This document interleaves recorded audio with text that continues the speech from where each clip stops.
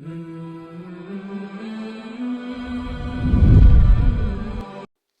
اللہ الرحمن الرحیم۔ شروع کرتی ہوں اللہ تعالیٰ کے نام سے جو بڑا مہربان نہایت رحم والا ہے۔ حضرت ابو مالک اشعری رضی اللہ تعالیٰ عنہ سے منقول ہے، رسول اللہ صلی اللہ علیہ وسلم نے فرمایا، اچھی طرح وضو کرنا نصف ایمان ہے۔ الحمدللہ کہنا میزان ترازو کو بھر دیتا ہے۔ سبحان اللہ اور اللہ اکبر کہنا آسمان و زمین کو بھر دیتے ہیں۔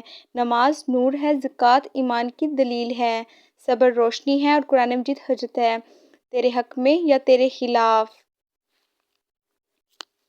حضرت ابو ہریرہ اور حضرت ابو سعید رضی اللہ تعالیٰ عنہ نے کہا، رسول اللہ صلی اللہ علیہ وسلم نے ایک دن ہمیں خطبہ ارشاد فرماتے ہوئے 3 دفعہ فرمایا، قسم اس ذات کی جس کے ہاتھ میں میری جان ہے۔